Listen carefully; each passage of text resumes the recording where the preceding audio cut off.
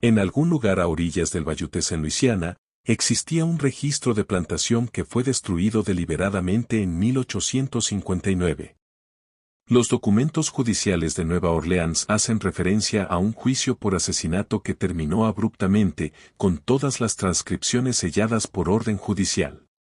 Los registros parroquiales locales muestran 71 tumbas separadas en una sola propiedad, todas fechadas dentro de la misma semana.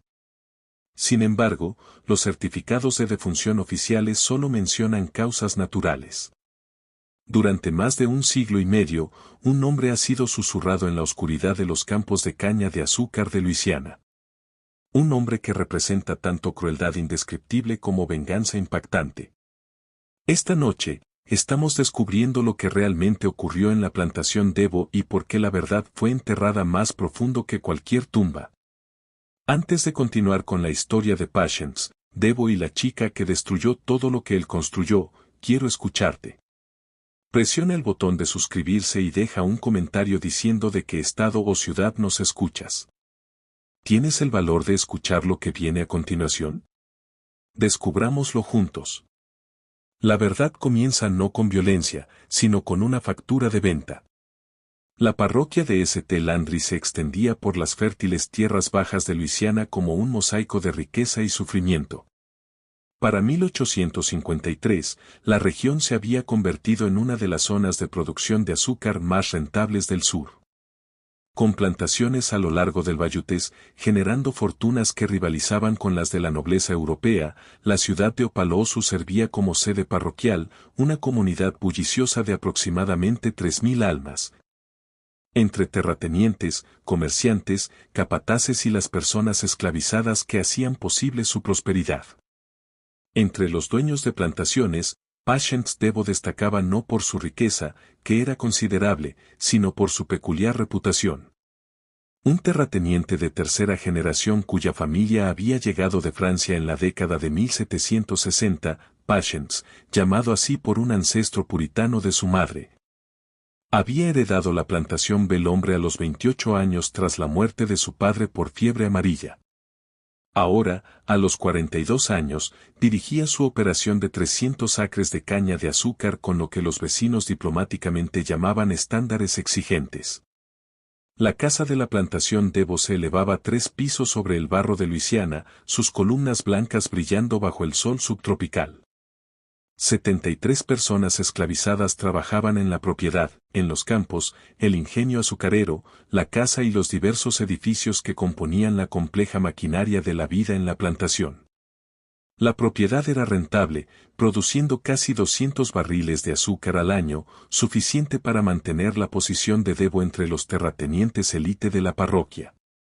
Pero Belhombre albergaba un secreto que incluso los terratenientes más insensibles de Debo habrían encontrado perturbador. El propio Debo era una figura imponente, alto y delgado, con rasgos angulares que sugerían linaje aristocrático. Se vestía impecablemente, prefiriendo trajes oscuros incluso bajo el calor opresivo de Luisiana, y mantenía una barba ordenada al estilo francés. Estaba educado, habiendo pasado 2 años estudiando en Nueva Orleans, y podía citar extensamente tanto la Biblia como diversos textos clásicos. Asistía a la iglesia todos los domingos en la iglesia católica St. Landry, sentado en el banco familiar de Arrow que su abuelo había comprado en 1791. Su esposa Claudette había muerto al dar a luz 7 años antes, junto con su hijo recién nacido. Desde entonces, Debo vivía solo en la casa grande, atendido por un personal rotativo de sirvientes domésticos que, según notaron los vecinos, rara vez duraban más de unos meses antes de ser enviados a trabajar en los campos o vendidos por completo. La primavera de 1853 trajo cambios a Belhombre. En marzo, un comerciante de esclavos llamado Rufus Gans llegó desde Mobile con un cargamento de 22 personas esclavizadas recientemente importadas a través del comercio interestatal ilegal pero floreciente. Entre ellas había una niña de aproximadamente 14 años, aunque su edad exacta nunca se establecería con certeza. El manifiesto del comerciante la describía simplemente como niña negra, trabajadora de campo, en buen estado de salud. Había nacido en algún lugar de Virginia, separada de su madre a los 7 años, cuando la propiedad a la que pertenecía fue liquidada para pagar deudas. Desde entonces, había pasado por 5 dueños diferentes, moviéndose constantemente hacia el sur a través del comercio doméstico de esclavos, cada traslado llevándola más lejos de todo lo que había conocido. Para cuando llegó a Luisiana, había aprendido a mantener la mirada baja, la voz en silencio y los pensamientos escondidos detrás de una máscara de obediencia. Debo la compró por 800 pesos, una suma significativa que levantó cejas entre los otros terratenientes presentes en la venta. Los trabajadores de campo normalmente se vendían por 500 pesos a 600 pesos. Pero Debo tenía requisitos específicos, y esta niña los cumplía exactamente: joven, lo suficientemente fuerte para trabajar, pero de complexión pequeña y aislada, sin conexiones familiares en ninguna plantación cercana. La factura de venta la registraba como Clara Ara, aunque más tarde ella afirmaría que ese no era su verdadero nombre, sino simplemente el último de una serie de nombres dados por sucesivos dueños, cada uno despojándola más de quien había sido. Lo que ocurrió después la transformaría en algo completamente diferente. El primer mes de Clara Ara en Bel Hombre transcurrió al ritmo común de la vida en la plantación. Fue asignada a la casa grande, trabajando inicialmente en la cocina bajo la supervisión de la tía Rachel, una mujer mayor que había servido a la familia Debo durante 30 años. El trabajo era exigente: levantarse antes del amanecer para preparar el desayuno, mantener los fuegos, limpiar, lavar y un centenar de otras tareas que mantenían en funcionamiento la casa. Pero Clara Ara rápidamente percibió algo extraño en la atmósfera de Bel Hombre. Los demás sirvientes domésticos se movían con una tensión particular, sus ojos se dirigían a Debo cada vez que él entraba en una habitación. La conversación se detenía abruptamente cuando él se acercaba, y había ausencias. Sirvientes que desaparecían del personal de la casa sin explicación, reemplazados por nuevas caras que llevaban la misma expresión de miedo en pocas semanas. La tía Rachel intentó advertirle en el lenguaje codificado que las personas esclavizadas usaban para comunicar verdades peligrosas. El amo Debo tiene maneras particulares, dijo una noche mientras fregaban ollas en la cocina. Cuídate, niña. Mantén la cabeza baja. Haz tu trabajo. Nunca le des motivo para notarte especial.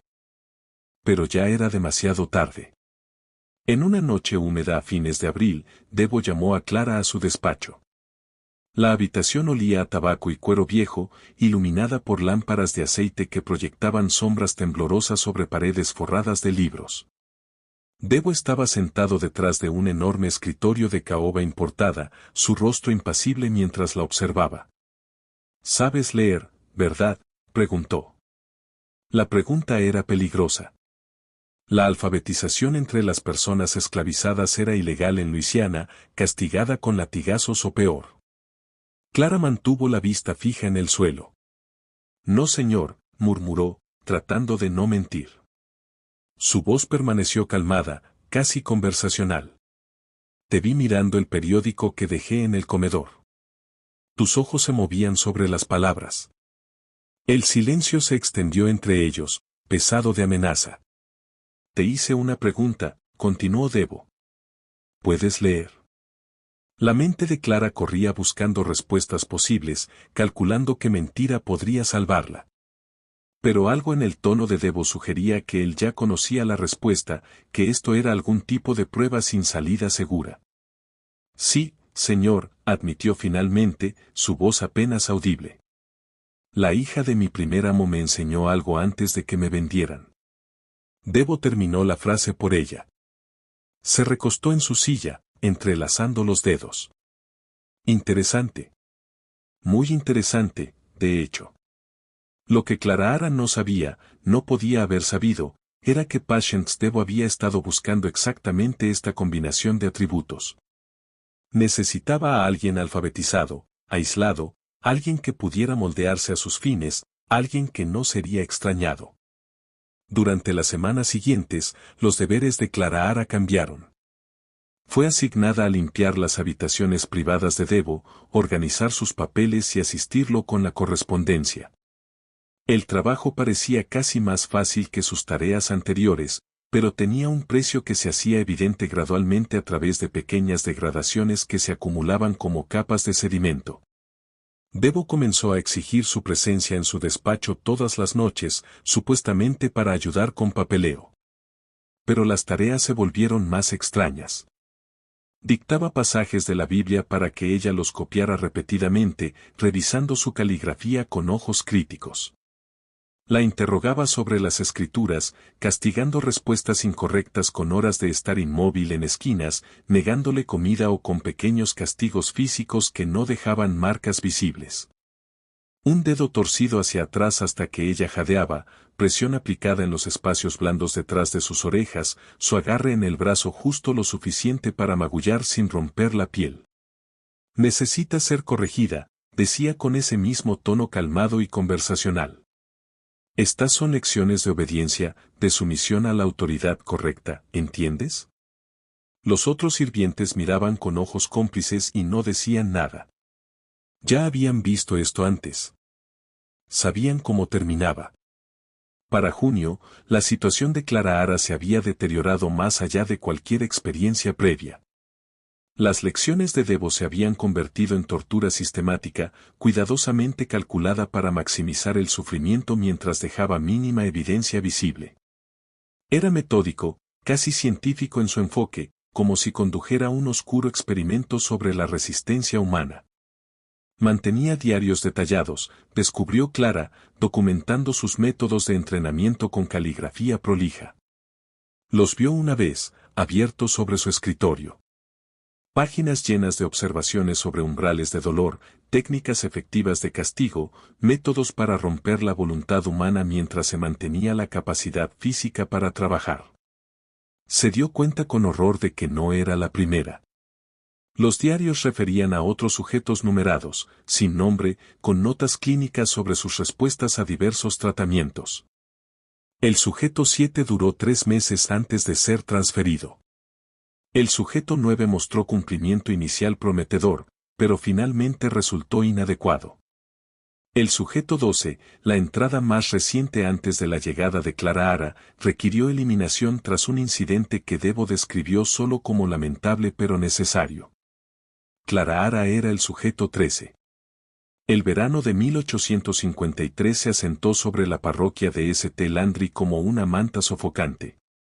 En los campos de caña, los trabajadores esclavizados se movían entre las filas, sus cuerpos oscuros contra los tallos verdes, sus cantos cruzando la niebla matutina. La vida en Bel Hombre continuaba con su ritmo superficial, las campanas marcando las horas de trabajo, la rutina de siembra y cultivo. Las visitas semanales de terratenientes vecinos que solo veían lo que Debo quería mostrarles. Pero dentro de la casa grande, Clara Ara estaba desapareciendo. No físicamente, Debo era demasiado astuto para eso. Aún aparecía en las comidas, aún realizaba sus deberes visibles, aún atendía las tareas que notarían otros. Pero pieza por pieza, algo esencial le estaba siendo arrancado, eliminado con la precisión de un bisturí quirúrgico. Los métodos de Debo eran sofisticados. Entendía que romper a una persona requería más que dolor físico. Requería aislamiento, desorientación, la destrucción sistemática de identidad y esperanza. Rotaba sus castigos para prevenir adaptación, mezclaba recompensas con crueldad para crear confusión, usaba privación de sueño y vigilia forzada para difuminar los límites de la realidad. Algunas noches la llamaba para leer en voz alta sus textos favoritos, pasajes del Antiguo Testamento sobre amos y sirvientes, obediencia y castigo, el orden divino de la jerarquía. Otras noches la obligaba a permanecer inmóvil durante horas mientras él trabajaba en su escritorio, castigando cualquier movimiento con nuevos tormentos.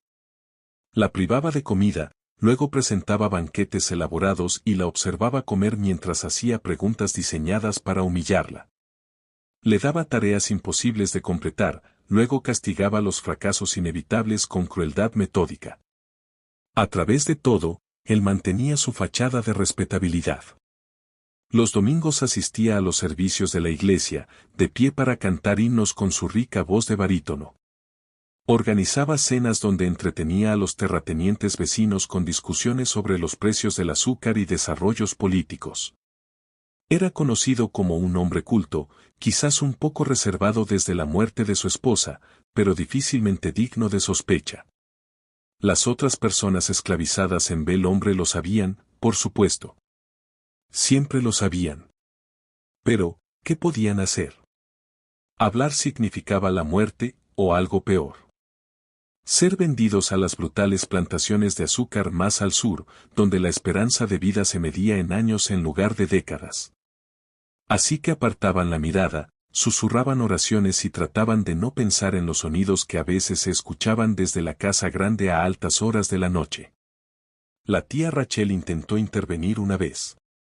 Se acercó al capataz, un hombre llamado Dalton, que administraba las operaciones de campo, y cuidadosamente sugirió que Clara estaba trabajando demasiado, que tal vez debería ser reasignada a otras tareas. Dalton escuchó con expresión impasible y luego informó la conversación directamente a Debo. Rachel pasó 3 días en el cobertizo de castigo, un pequeño edificio detrás del ingenio azucarero donde se corregían las infracciones, saliendo con nuevas cicatrices en la espalda y un nuevo entendimiento de los límites de lo que podía arriesgar.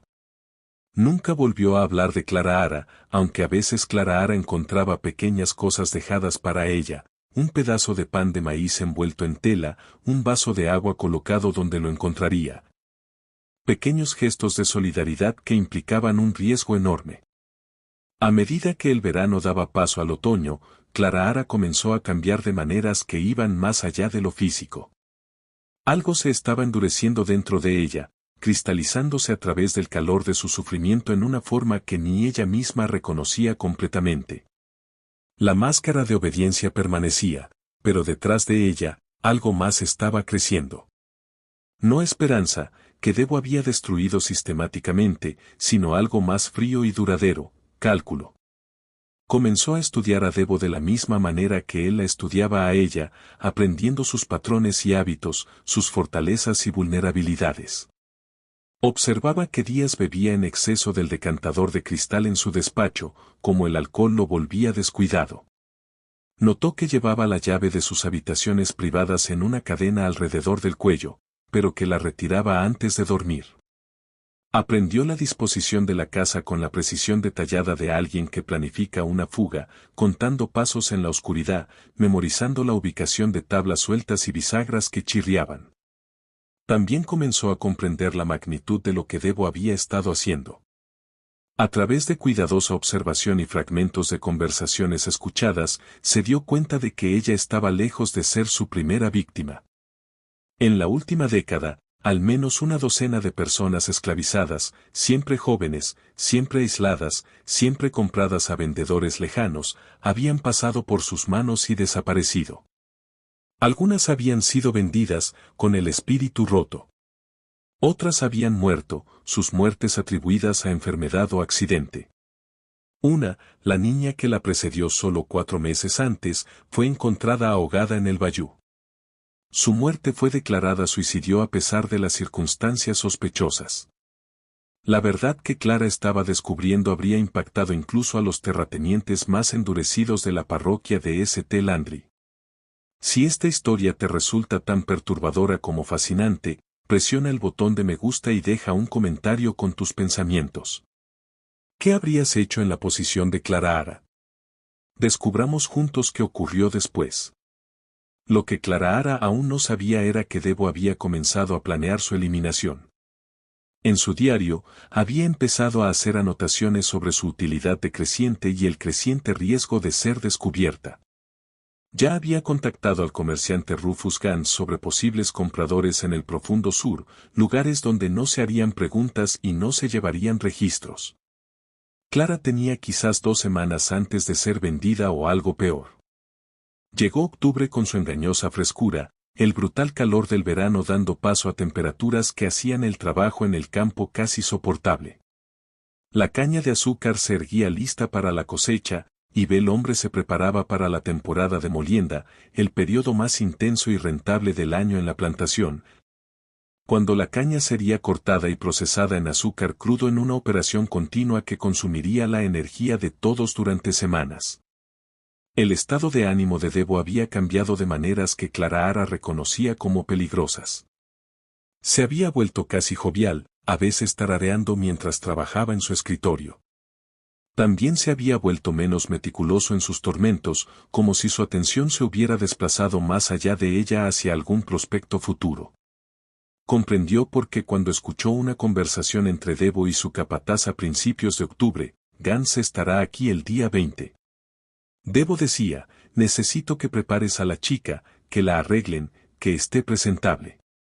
Ha encontrado un comprador en las parroquias de azúcar al sur de Nueva Orleans.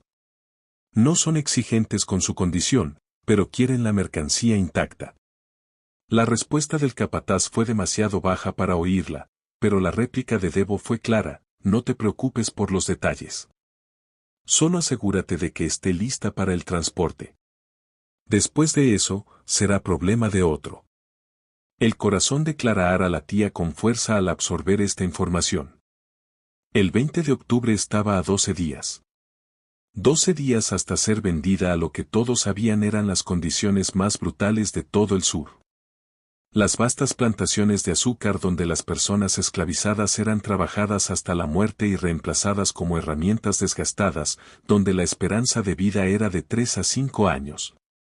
Donde sobrevivir se consideraba un golpe de suerte extraordinario. No viviría lo suficiente para ser vendida. La decisión se formó en su mente, no como elección consciente, sino como inevitabilidad, como el agua buscando su camino cuesta abajo. No podía escapar.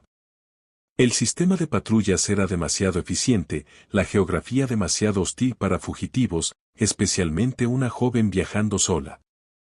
No podía apelar a las autoridades. La ley misma la consideraba propiedad, no una persona con derecho a protección. No podía esperar rescate o intervención. Todos los que conocían su situación ya habían demostrado su impotencia o su falta de voluntad para actuar. Pero ella podía actuar. Esa noche, Clara hizo un inventario de sus recursos. Eran lamentablemente pocos: su conocimiento de la casa, su alfabetización, su familiaridad con las rutinas de Debo y su acceso a sus habitaciones privadas. También tenía algo más, algo que Debo mismo le había dado sin darse cuenta: un entendimiento detallado de anatomía y de la infligencia del dolor, aprendido al observar sus métodos, al soportarlos. Al leer las descripciones clínicas en sus diarios. Comenzó a planear con el mismo cuidado metódico que Debo había aplicado a su destrucción. Las herramientas que necesitaba estaban disponibles en cualquier casa de plantación.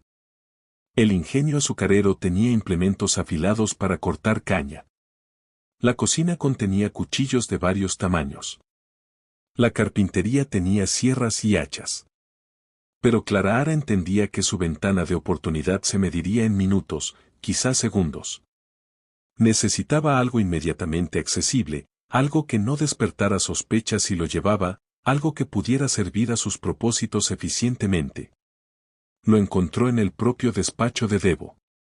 Entre los diversos objetos sobre su escritorio había un abrecartas, una hoja de acero de Sheffield de un pie de largo, lo suficientemente afilada para cortar papel con precisión, puntiaguda para penetrar cuero. Lo suficientemente sustancial para servir como arma si se usaba con fuerza suficiente.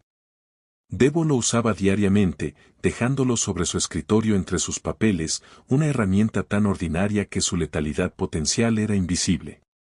Clara también hizo otro descubrimiento durante su cuidadosa vigilancia de la rutina nocturna de Debo. Los miércoles por la noche, se entregaba a beber particularmente, consumiendo casi toda una botella de bourbon mientras revisaba las cuentas semanales de la plantación. El alcohol lo volvía somnoliento, descuidado, vulnerable de maneras que nunca ocurrían cuando estaba sobrio. El miércoles, 14 de octubre, 6 días antes de que fuera vendida, sería su única oportunidad. Los días previos al 14 de octubre pasaron con una lentitud excruciante. Clara Ara se movía a través de su rutina con precisión mecánica, su mente operando a dos niveles simultáneamente, realizando sus tareas mientras revisaba constantemente su plan, buscando fallas, calculando probabilidades, preparando contingencias. Estaba aterrorizada. Debo estaba sentado detrás de su escritorio, impecablemente vestido como siempre, con un traje oscuro y camisa blanca impecable. Levantó la vista al entrar Clara Ara, su expresión suave, casi agradable. Ah, Clara Ara, entra. Cierra la puerta. Siéntate. Hizo un gesto hacia la silla de respaldo recto frente a su escritorio. La silla donde Clara Ara había pasado tantas horas soportando su particular método de educación. Se sentó, manteniendo los ojos bajos en la postura de sumisión que él exigía. Quiero hablar contigo sobre tu futuro, comenzó Debo, entrelazando los dedos en un gesto que ella ya conocía bien. El señor Gans llegará en unos días para completar tu traslado a un nuevo dueño. Pensé que podrías tener preguntas sobre qué esperar. Esto era nuevo. Debo nunca antes había mostrado interés en explicar o justificar sus decisiones. La novedad era casi surrealista. No tengo preguntas, señor, dijo Clara en voz baja. No, no tienes curiosidad por a dónde vas, qué tipo de trabajo harás. El tono de Debo era conversacional, casi amistoso. Esto, Clara entendió, era parte de su método psicológico. Los cambios impredecibles entre crueldad y amabilidad, manteniendo a sus sujetos desequilibrados, nunca seguros de qué esperar. No, señor. Lo estudió por un momento, sus ojos agudos a pesar de la expresión amable. Estás mintiendo. Sabes exactamente a dónde vas, a los parroquias de azúcar, los lugares donde trituran trabajadores como cañas de azúcar, donde 5 años se considera una vida larga. ¿Estás aterrorizada, no es así? Clara Ara no dijo nada. Está bien admitir miedo, continuó Debo. El miedo es racional. El miedo es apropiado. Lo que más debes temer, sin embargo, no es el futuro, sino la posibilidad de intentar evitarlo. ¿Entiendes lo que te digo, Clara? La estaba advirtiendo. Advirtiéndole que no intentara escapar, no resistirse, no hacer nada que hiciera que él escalara su respuesta. La advertencia en sí era casi gentil, lo que la hacía más aterradora que cualquier amenaza explícita. Entiendo, señor. Bien. Debo se recostó en su silla, aparentemente satisfecho. Ha sido un sujeto desafiante, Clara Ara. No tan obediente como algunos, pero más resistente que la mayoría. Extrañaré nuestras tardes juntos, de cierta manera, pero todos los experimentos eventualmente deben concluir, y me siento ansioso por comenzar nuevo trabajo con nuevo material. Hizo una pausa, sirviéndose 2 dedos de bourbon del decantador de cristal, bebiéndolo lentamente. ¿Me odias, Clara? La pregunta era una trampa. Cualquier respuesta lo disgustaría, le acarrearía un nuevo castigo. Pero Clara se encontró respondiendo con sorprendente honestidad. No, señor. Y era cierto. No lo odiaba. El odio implicaba una relación, una conexión emocional, un reconocimiento de humanidad compartida. Lo que sentía hacia Debo era algo mucho más frío. Una determinación absoluta de que él debía dejar de existir, entregada con la inversión emocional de alguien que decide exterminar plagas. Debo pareció complacido con su respuesta, sin percibir la verdad detrás de ella. Bien, dijo. El odio nubla el juicio. La sumisión requiere claridad de mente y pureza de obediencia. Estás aprendiendo incluso en esta etapa tardía. Hizo otra pausa, haciendo girar el bourbon en su vaso, observando cómo el líquido ámbar atrapaba la luz. He mantenido registros detallados de nuestro tiempo juntos. ¿Lo sabías? Observaciones, mediciones, evaluaciones de técnica y resultado. Realmente fascinante, la capacidad humana de adaptación, de resistencia, de sobrevivir incluso bajo las condiciones más adversas. Has contribuido a un cuerpo de conocimiento que algún día podría resultar valioso. Clara escuchó esto con un extraño desapego. Él estaba describiendo su sufrimiento como investigación, su dolor como datos, su existencia como nada más que material experimental. Debería haber provocado alguna respuesta, ira, disgusto, desesperación.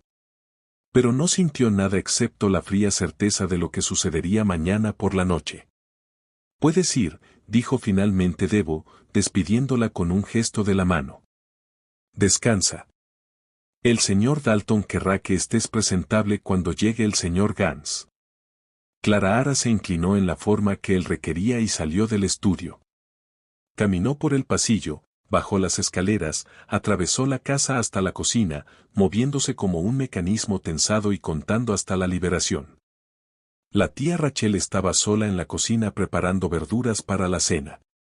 Levantó la vista al entrar Clara Ara, sus ojos haciendo preguntas que no podían decirse en voz alta. Clara Ara sintió una vez, un pequeño movimiento que lo decía todo. Rachel cerró los ojos brevemente, sus labios moviéndose en lo que podría haber sido una oración. Luego volvió a su trabajo, su cuchillo moviéndose a través de las zanahorias con precisión constante, y Clara entendió que no se diría más entre ellas. Algunas cosas iban más allá de las palabras, más allá de los consejos, más allá de cualquier cosa excepto el testigo silencioso. Esa noche, Clara se acostó en su catre en la pequeña habitación junto a la cocina donde dormía, mirando el techo en la oscuridad. A su alrededor, la casa se asentaba en sus ritmos nocturnos, los sonidos lejanos del capataz haciendo su ronda, el murmullo de voces desde las cabañas más allá del patio, el crujido de la madera y el susurro del viento. Debería dormir. Necesitaría toda su fuerza para lo que venía. Pero dormir era imposible, su mente demasiado activa, demasiado llena de escenarios, posibilidades y cálculos. Pensó en su madre, a quien apenas recordaba. Una voz suave cantando en la oscuridad, brazos cálidos sosteniéndola, un rostro que se había desvanecido hasta convertirse en nada más que impresión y anhelo. Pensó en la niña de 7 años que había sido, de pie en un bloque de subasta en Virginia, tratando de no llorar mientras hombres blancos extraños examinaban sus dientes. Tocaban sus brazos y discutían su valor con voces que la trataban como objeto, no como persona. Pensó en todos los dueños que la habían seguido, cada uno despojándola de otra capa de lo que había sido hasta que ya no podía recordar su verdadero nombre. El nombre que su madre le había dado. El nombre que la conectaba con la familia, la historia y la identidad. ¿Quién era ahora? No Clara Ara. Ese era solo otro nombre impuesto por la propiedad. Ni siquiera plenamente humana ya. Al menos no a los ojos de la ley. No a los ojos de la sociedad que permitía y se beneficiaba de su esclavitud. Pero mañana por la noche se convertiría en algo, en alguien, en una persona que había actuado, que había elegido, que se había negado a ser pasiva frente a su propia destrucción. No era mucho. Probablemente no era suficiente, pero era lo que tenía. Las horas hasta el amanecer pasaron con lentitud excruciante. Clara Ara debió haberse quedado dormida eventualmente porque despertó con el sonido de la campana de la plantación llamando al trabajo matutino. Luz gris filtrándose por la única ventana de su habitación. Miércoles, 14 de octubre. Su último día como Clara, su último día como cualquier cosa. Se levantó, se vistió con su ropa de trabajo y comenzó su último día en Bel Hombre. La mañana pasó en un torbellino de actividad. Clara Ara se movió por sus tareas con eficiencia mecánica. Su cuerpo realizando acciones familiares mientras su mente permanecía en otro lugar, contando horas y luego minutos hasta el momento que lo cambiaría todo. Preparación del desayuno, limpieza del comedor, llevar agua, barrer pisos, lavar platos, el ciclo interminable de trabajo doméstico que había definido su existencia desde que tenía memoria. Al mediodía, comió una pequeña porción de pan de maíz con frijoles, obligándose a tragar a pesar del nudo de tensión en su estómago. Necesitaría energía. Necesitaría fuerza. No podía permitirse debilidad. Por la tarde, se encontró sola en el estudio de Debo durante su rutina de limpieza. La habitación estaba vacía. Debo había ido a inspeccionar el molino de azúcar con su capataz. Esta era su oportunidad.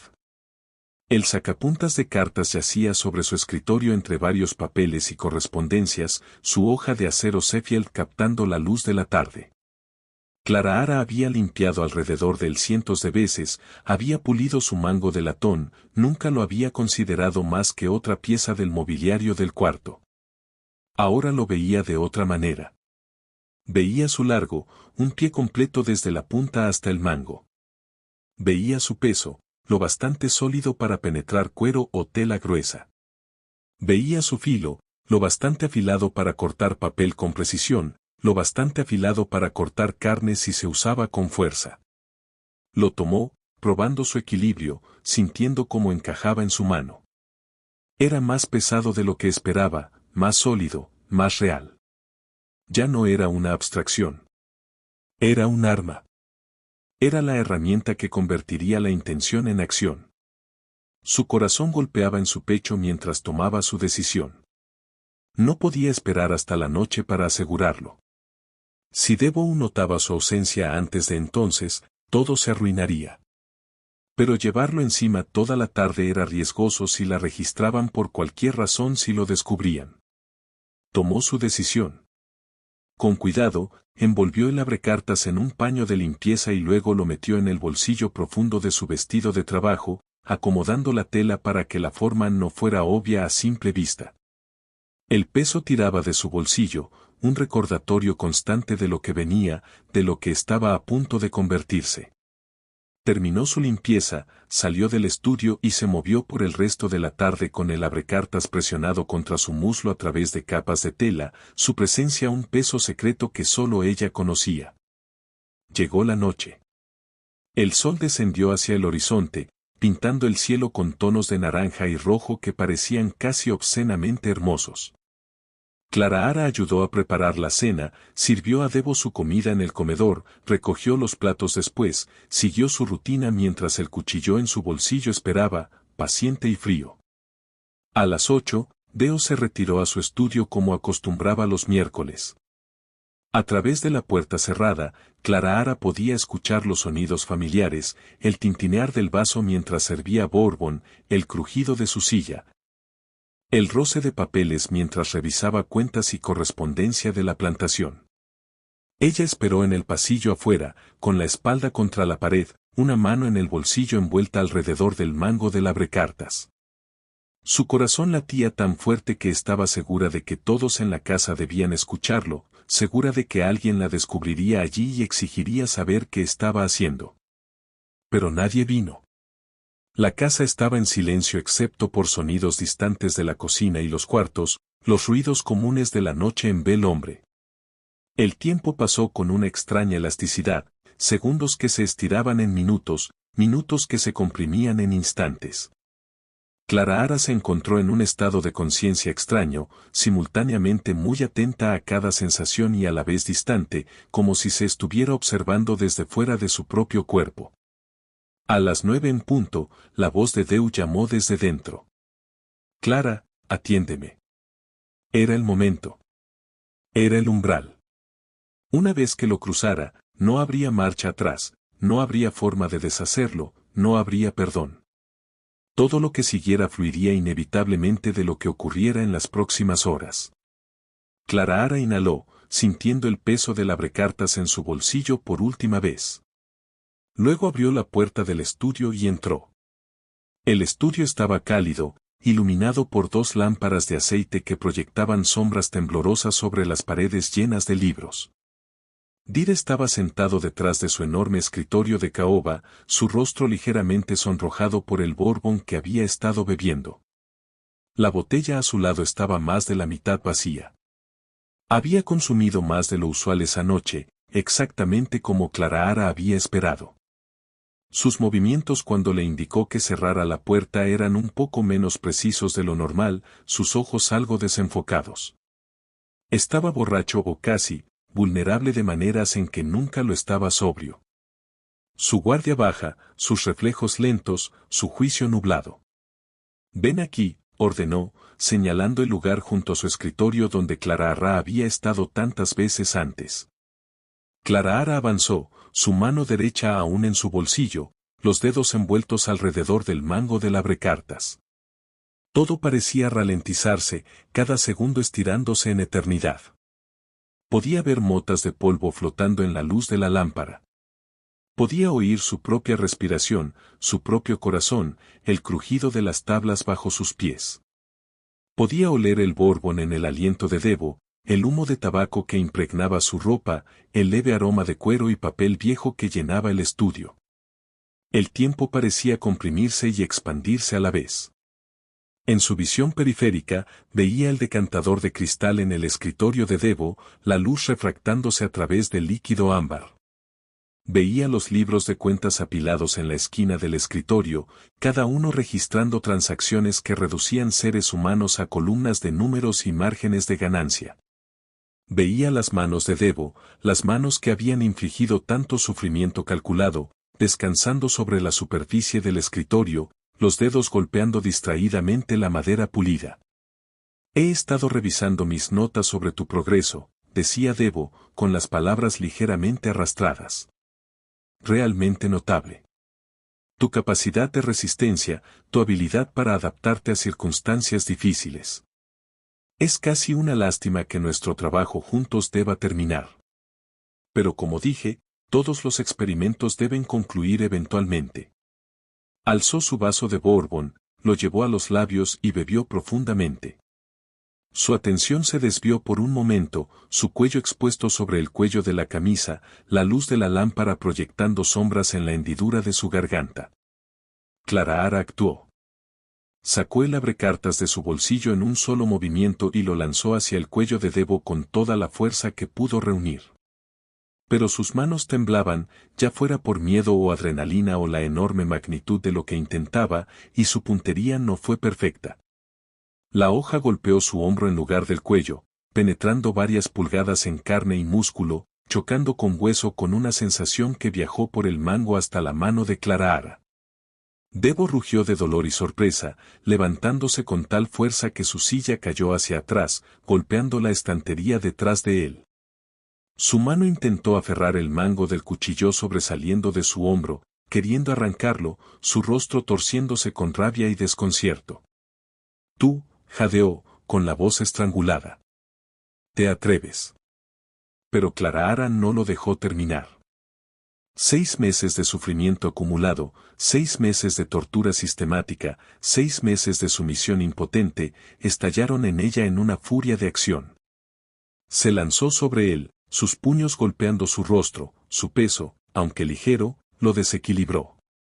Chocaron contra la estantería, libros cayendo a su alrededor en una cascada de cuero y papel. Deo era más grande y más fuerte, algo que Clara sabía y había calculado. Pero también estaba borracho y herido, su camisa empapada de sangre del apuñalamiento. Sus movimientos torpes, sus reflejos lentos por el alcohol y el shock. Lucharon en un silencio espantoso, ambos entendiendo instintivamente que el ruido traería a otros testigos, transformando esa confrontación privada en algo público y aún más peligroso. Los únicos sonidos eran su respiración dura y entrecortada, los golpes de sus cuerpos contra los muebles, el estruendo de objetos cayendo, el roce de zapatos contra las tablas. Las manos de Debo se cerraron alrededor del cuello de Clara, sus dedos hundiéndose en la carne suave, cortando el aire. Manchas negras comenzaron a danzar frente a su vista. Sus pulmones ardían. Estaba muriendo, lo entendió con claridad extraña.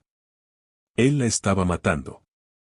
A pesar de todo, su planificación, su determinación, su voluntad de sacrificar su vida, él aún iba a matarla, iba a ganar, iba a reducirla a otra entrada en sus malditos diarios. Su mano encontró el abrecartas, aún clavado en su hombro. Apretó el mango, resbaloso de sangre, y lo arrancó con un sonido húmedo que la perseguiría para siempre. La hoja salió, dejando un rastro oscuro, y por un instante vio la herida abierta, un hueco desgarrado en la carne que parecía obsceno, más real que cualquier cosa que hubiera visto. Luego hundió la hoja en él una y otra vez. Golpeó donde pudo, su pecho, su estómago, sus brazos mientras él trataba de defenderse.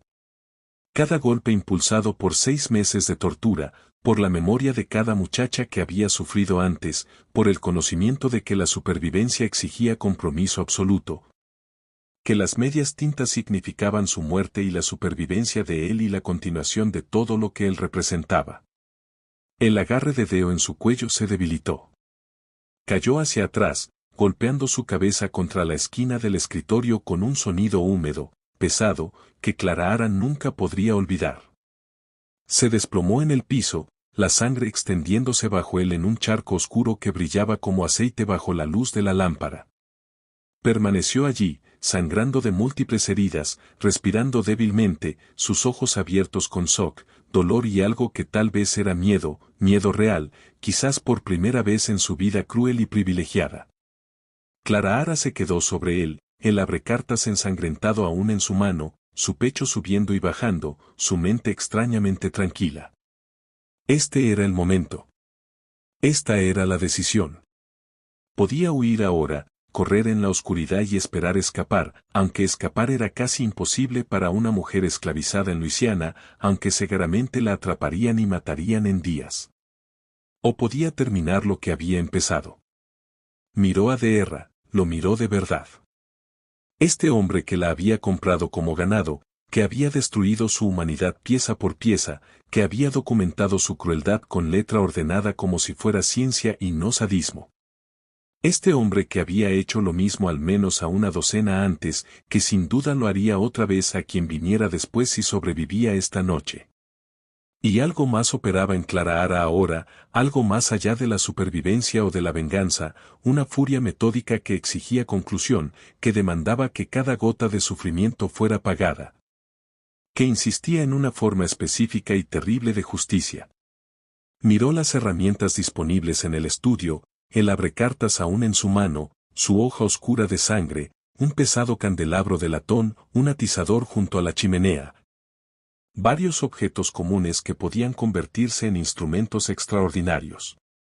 Luego miró a Deer, aún consciente, aún respirando, aún no bastante lúcido para entender lo que le estaba ocurriendo.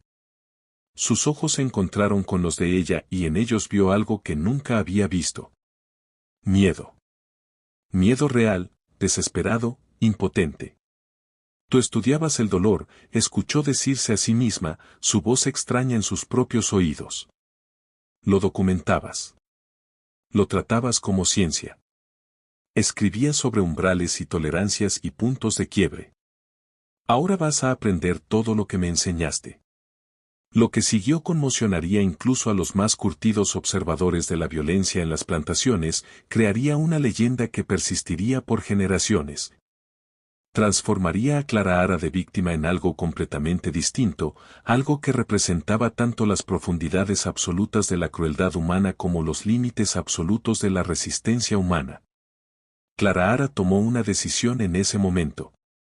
Una decisión calculada y emocional, racional y loca a la vez. No simplemente mataría a Deo. Ella lo desmantelaría. Lo reduciría a componentes. Lo trataría de la misma manera en que él la había tratado a ella, como materia prima para experimentación, como un objeto en lugar de una persona, como algo para ser estudiado, documentado y finalmente desechado. Comenzó a usar metódicamente el abrecartas y otras herramientas que encontró en el estudio. El candelabro de latón se convirtió en un martillo. El atizador se convirtió en una palanca. Varios implementos de los cajones del escritorio de Dearoo, objetos afilados, pesados y útiles que habían servido propósitos mundanos, fueron reutilizados para un trabajo más oscuro. Y a lo largo de todo, Clara Ara fue cuidadosa. Cuidadosa de no dejar que Debo muriera demasiado rápido. Eso sería misericordia. Y la misericordia no era lo que este momento requería.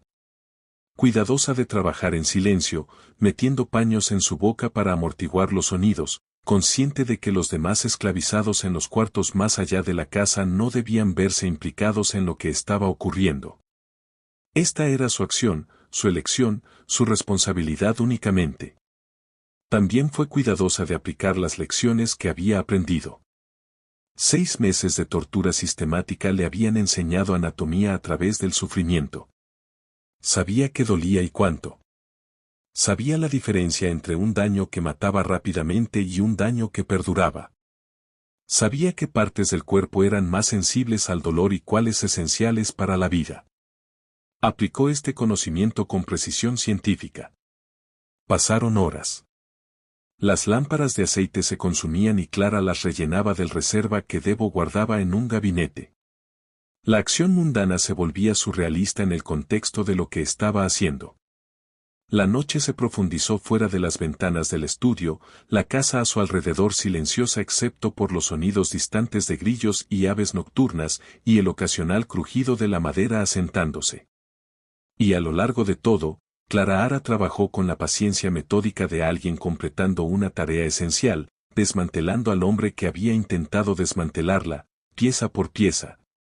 Con la misma desapasionada precisión clínica que él había mostrado hacia sus víctimas. Contaba mientras trabajaba. Era importante contar, importante documentar, importante reflejar la propia obsesión de Daru con la medición y el registro. Cada separación, cada reducción, cada componente se anotaba mentalmente, sumándose a un recuento que crecía con cada hora que pasaba. 71 piezas, afirmaría más tarde, aunque si ese número era literal o simbólico nunca se determinaría completamente. Quizás representaba una pieza por cada persona que Debo había esclavizado en su plantación. Quizás correspondía a los 71 días que ella había soportado su particular marca de tortura. Quizás era simplemente el número que le vino en el calor de su terrible obra. Un número que se sentía correcto, que se sentía completo, que se sentía como justicia. Cuando finalmente se detuvo, cuando el trabajo estuvo completo, y no quedaba nada que pudiera llamarse paciente de Ero, excepto componentes separados dispuestos con terrible precisión por el suelo de su estudio. La primera luz del amanecer comenzaba a filtrarse por las ventanas. El cielo era gris pálido, color de cenizas, color de finales. Clara Ara se detuvo en el umbral, cubierta de sangre desde el cabello hasta los pies, el abrecartas aún en su mano, y miró lo que había hecho. No sintió satisfacción, ni triunfo, ni alivio. No sintió nada en absoluto, como si la parte de ella capaz de sentir hubiera sido extirpada junto con todo lo que Debo le había quitado. Se había convertido exactamente en lo que él había intentado hacerla, algo menos que humano, algo reducido a pura función, algo que existía solo para cumplir un propósito. Pero el propósito que había cumplido era el suyo, no el de él. Y en esa distinción residía el significado que podía rescatarse de esta noche de horror. Clara Ara salió del estudio, atravesó la gran casa, bajó los escalones delanteros y se adentró en la grisácea luz de la mañana. Detrás de ella, la puerta del estudio permanecía abierta, revelando sombras y formas que atormentarían la imaginación de todos los que eventualmente las vieran. Caminó por el camino de grava hacia la carretera principal, sus pies descalzos dejando huellas ensangrentadas en las piedras pálidas. Pasó junto a los campos donde los trabajadores esclavizados comenzaban a reunirse para el trabajo del día, sus voces enmudeciendo al verla, sus rostros registrando shock y miedo y algo más. Algo que podría haber sido reconocimiento, comprensión o una especie de terrible esperanza. Caminó hasta llegar a la carretera principal donde simplemente se detuvo y esperó, el abrecartas colgando flojo de su mano, su rostro inexpresivo, sus ojos fijos en un punto distante que solo ella podía ver. No intentó esconderse. No intentó huir. Había hecho lo que había venido a hacer. Y ahora enfrentaría las consecuencias que siguieran. La patrulla la encontró 3 horas más tarde, todavía de pie en el mismo lugar, aún sosteniendo el cuchillo ensangrentado, su vestido rígido por la sangre seca, su rostro vacío de todo excepto agotamiento. Cuando el sheriff le preguntó qué había pasado, respondió con una voz carente de emoción. Maté a Patient Tew. Él necesitaba morir.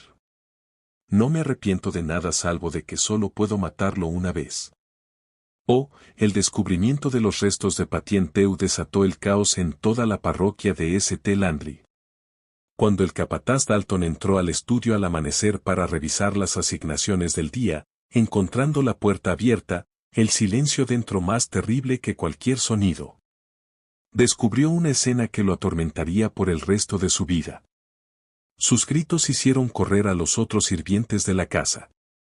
La tía Rachel llegó primero, echó un vistazo a través del umbral y de inmediato comenzó a alejar a los demás, impidiéndoles ver lo que había dentro. Pero era demasiado tarde. Habían visto lo suficiente. La noticia se propagó por los cuartos en minutos, llevada en susurros y expresiones horrorizadas. El sheriff de la parroquia llegó en horas, acompañado por un forense llamado Jardín y media docena de ayudantes armados. Sellaron el estudio y comenzaron a documentar lo que encontraron con sombría eficiencia. El forense, un hombre que había realizado autopsias en víctimas de fiebre amarilla y bajas de guerra durante la Guerra de México, salió pálido y conmocionado, rehusándose a proporcionar detalles de lo que había presenciado más allá del mínimo requerido para su informe oficial. He visto hombres destrozados por el fuego de cañón, dijo Jardín al sheriff, con la voz temblorosa. He examinado cuerpos sacados del río tras semanas en el agua. He abierto víctimas de cólera y diseccionado cadáveres en clases de anatomía, pero nunca en 20 años de práctica médica vi algo como lo que hay en esa habitación. No es humano. No es posible. No pudo terminar la frase. El sheriff, un hombre llamado Woodrow, que había servido en su posición por 15 años, echó un vistazo al estudio. Permaneció adentro quizás 5 minutos antes de salir, su rostro gris, las manos temblando mientras buscaba su pipa. Fumó 3 pipas de tabaco en rápida sucesión antes de sentirse lo bastante compuesto para dar órdenes. Nadie habla de lo que hay en esa habitación, dijo a sus ayudantes. Ni a sus familias, ni a sus amigos, ni a nadie. Lo que vimos allí, no sale de Bel hombre. ¿Entendido? Los ayudantes asintieron, sus rostros reflejando el mismo shock que sentía Woodrow. Al mediodía, la noticia de la muerte de Debo se había extendido por la parroquia, aunque los detalles permanecían cuidadosamente ocultos. La historia oficial difundida por el sheriff Woodrow tras consultar con el juez de la parroquia y varios plantadores prominentes decía únicamente que Patiente Hero había sido asesinado por una mujer esclavizada en su hogar, quien fue posteriormente detenida por las autoridades. Pero los rumores se propagaron más rápido que los comunicados oficiales, llevados en los labios de los esclavizados que susurraban entre ellos en los campos, de los sirvientes de la casa que hablaban en código a sus contrapartes en otras plantaciones, de hombres libres y pobres blancos que se reunían en tabernas de Opaloosa y especulaban sobre lo que realmente había ocurrido en Bel Umbra. Los números variaban. Algunos decían que Debo había sido cortado en 50 piezas. Otros afirmaban 100. Algunos decían que la joven había bebido su sangre. Otros insistían en que había comido su corazón. La verdad se perdió en un torbellino de rumores y contrarrumores, cada versión más extrema que la anterior. Lo que no era rumor era la respuesta de la comunidad esclavizada. Días después de la muerte de Debo, comenzó a suceder algo sin precedentes en toda la parroquia de St. Landry. Las personas esclavizadas comenzaron a negarse a trabajar. No violentamente, no mediante un levantamiento organizado, sino simplemente a través de una resistencia tranquila y firme. Se reunían en sus cuartos y en los bosques, negándose a ir a los campos, a responder a amenazas o castigos, a dispersarse. En una semana, más de 200 personas se habían reunido en campamentos ocultos en los bosques y pantanos alrededor de Bel Hombre. Encendían fuegos, compartían comida y esperaban. No hacían demandas.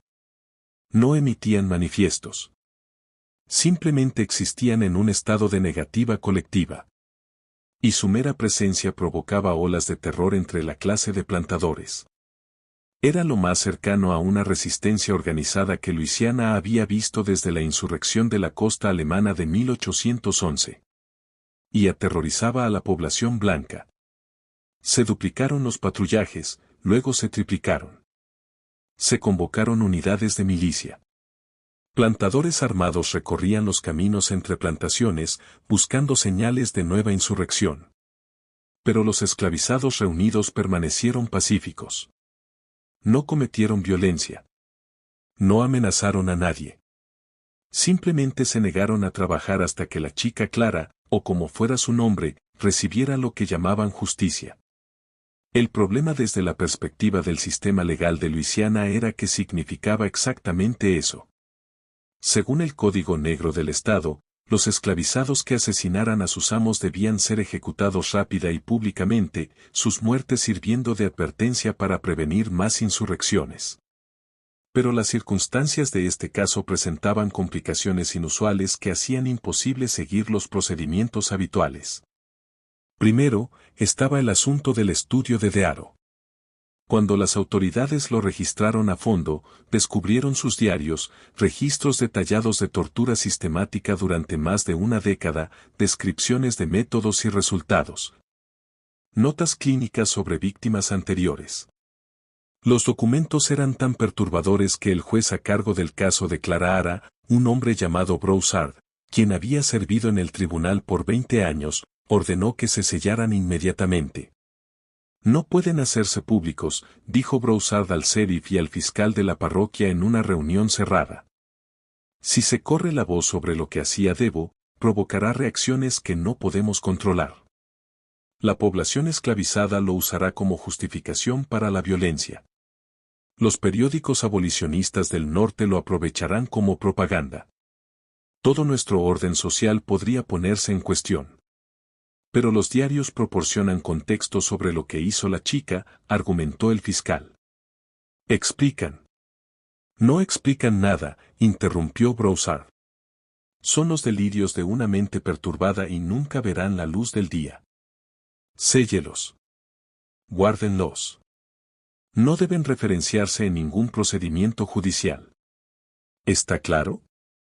Así que los diarios fueron retirados como evidencia, colocados en una caja sellada y almacenados en la bóveda del juzgado parroquial, donde permanecerían oficialmente al menos por el siguiente siglo y medio.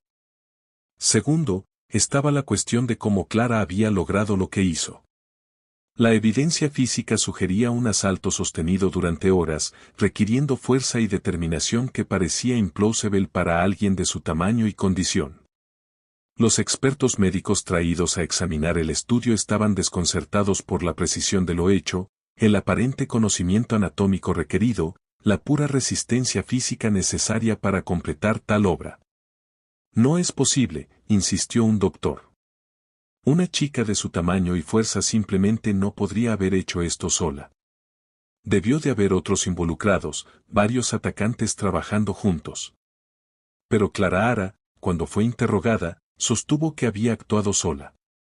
Nadie me ayudó, declaró con voz firme durante su único interrogatorio. Nadie sabía lo que estaba planeando. Esta fue mi decisión y únicamente mía. No permitiré que otros sean castigados por mis acciones. Tercero, y lo más preocupante para las autoridades parroquiales, era la presencia continua de los esclavizados reunidos en los bosques y pantanos. No mostraban señales de dispersarse.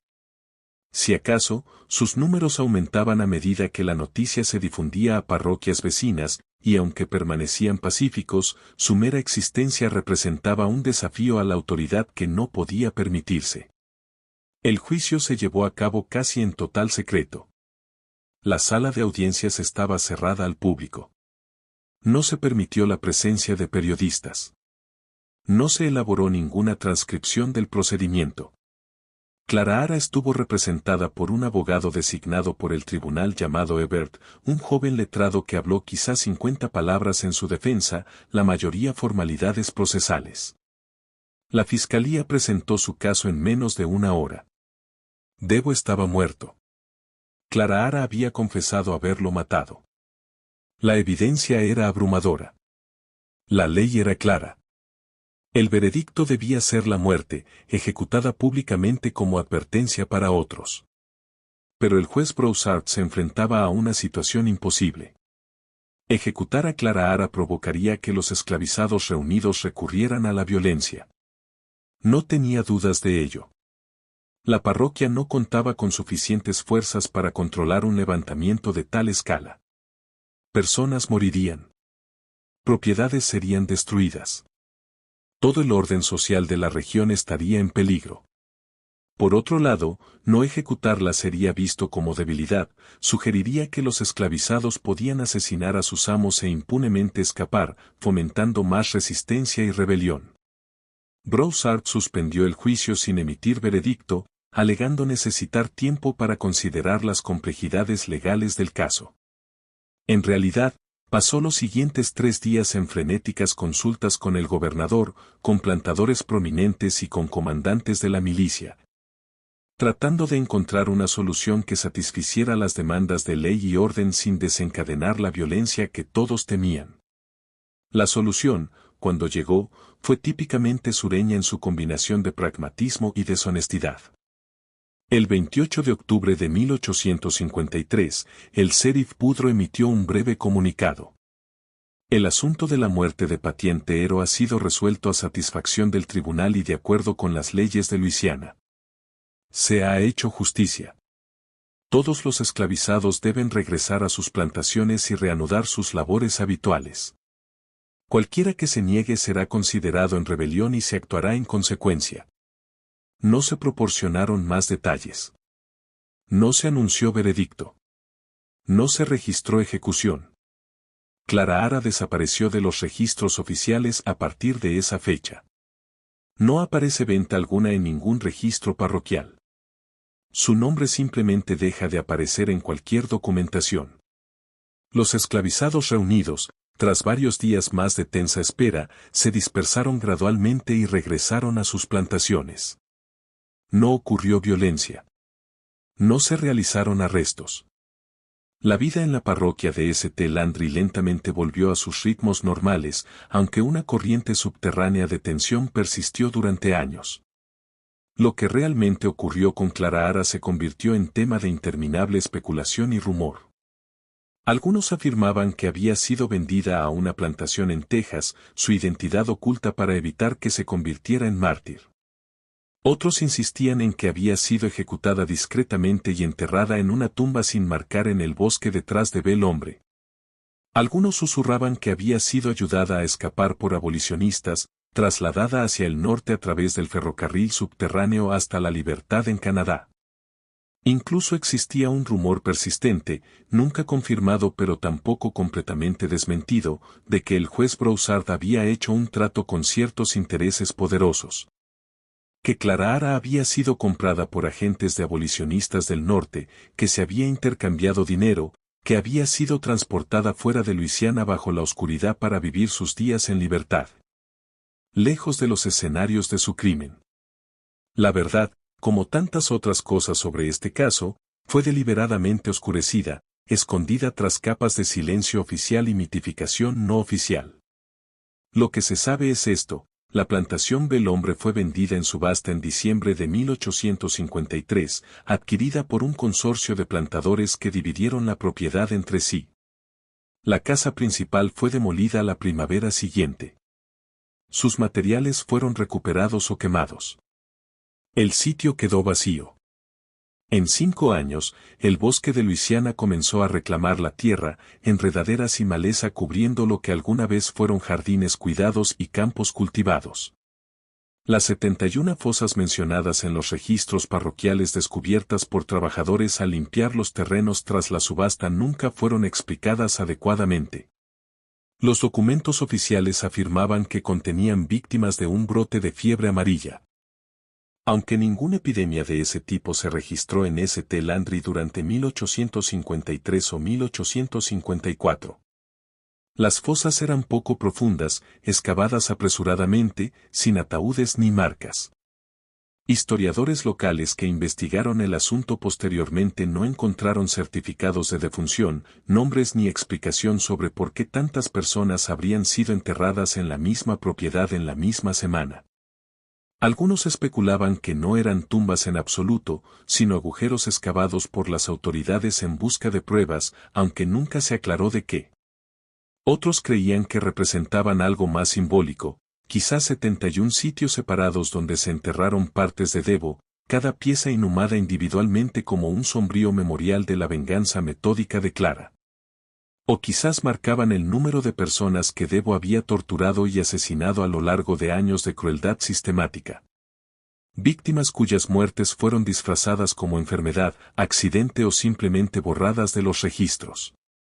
La verdad nunca se estableció oficialmente y tras unos años la pregunta dejó de hacerse. En las décadas siguientes, la historia de Clara Ara y Patient Tebo se convirtió en leyenda, luego mito, luego un cuento susurrado en los cuartos de las plantaciones de Luisiana. Entre las comunidades esclavizadas, se convirtió en heroína popular, su nombre, o el que se le asignó, ya que su nombre real nunca se conoció. Invocado como recordatorio de que incluso la persona más indefensa posee capacidad de resistencia, que la crueldad puede tener consecuencias, que el espíritu humano no puede ser completamente roto sin importar cuán sistemático sea el intento. Entre los plantadores, se convirtió en historia de advertencia, raramente mencionada directamente, pero siempre presente como recordatorio de que el poder absoluto nunca es tan absoluto como parece, que tratar a los esclavizados con crueldad extrema puede provocar reacciones que amenacen todo el sistema del cual dependen su riqueza y comodidad. Los diarios sellados permanecieron en la bóveda del juzgado parroquial, oficialmente olvidados, pero ocasionalmente redescubiertos por empleados curiosos o historiadores, quienes rápidamente eran disuadidos de examinarlos demasiado a fondo. Algunos afirmaban haber leído fragmentos antes de ser detenidos, reportando contenidos tan perturbadores que se negaban a dar detalles. Otros insistían en que los diarios habían sido destruidos décadas atrás, que la caja sellada solo contenía cenizas y polvo. La guerra civil llegó y pasó. La esclavitud terminó por fuerza federal en lugar de colapso interno. Luisiana entró en su largo y brutal periodo de reconstrucción y Jim Crow, con violencia y resistencia continuando en nuevas formas bajo nuevos nombres. La historia de Clara desapareció de la memoria pública, preservada solo en tradiciones orales y documentos sellados que pocos conocían y aún menos podían ver. Pero en ciertos rincones de la parroquia de St. Landry, en comunidades con larga memoria, la historia persistió. Los mayores contaban a los jóvenes sobre la chica que había matado al amo, que se negó a morir en silencio, que tomó su venganza con precisión metódica y transformó su sufrimiento en algo que no podía ser ignorado ni olvidado.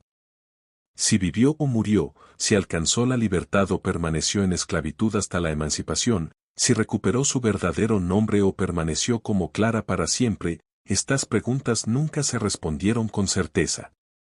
Lo que quedó fue el hecho innegable de lo que había hecho. En la noche del 14 de octubre de 1853, una joven sometida a crueldad indescriptible se negó a aceptar ese sufrimiento como su destino. Actuó sabiendo que la acción significaba casi segura muerte, eligiendo la violencia no por locura, sino por un cálculo frío, su vida ya estaba perdida, y por lo tanto no le quedaba nada que perder. El número 71, literal o simbólico, refiriéndose a piezas de un cuerpo desmembrado, años de víctimas acumuladas, fosas o algún otro significado, se convirtió permanentemente en parte de su historia. 71 piezas de un hombre que intentó destruirla. 71 respuestas a meses de tortura sistemática. 71 razones por las que el silencio ante la crueldad es en sí mismo una forma de violencia. Los documentos sellados permanecen sellados hasta hoy, encerrados en archivos a los que pocos acceden y aún menos pueden examinar. La propiedad que fue el hombre ha cambiado de manos múltiples veces, subdividida y desarrollada, su oscuro pasado borrado por el tiempo y el olvido deliberado.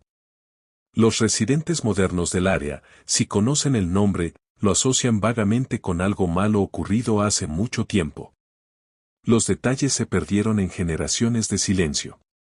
Pero la historia persiste, transmitida en comunidades que recuerdan, contada en diferentes versiones y con distintos énfasis, pero siempre con la misma verdad esencial, una chica a quien le quitaron su nombre, cuya humanidad fue negada, cuyo sufrimiento fue tratado como datos científicos, se negó a aceptar su propia aniquilación.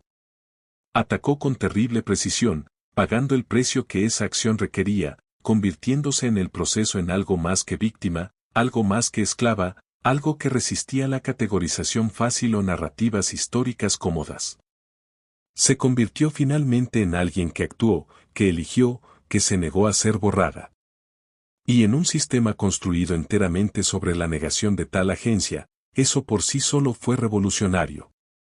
Esta historia nos muestra que incluso en los momentos más oscuros de la historia estadounidense, en lo más profundo de la crueldad y opresión institucionalizadas, los actos individuales de resistencia podían sacudir los cimientos del sistema que los creó.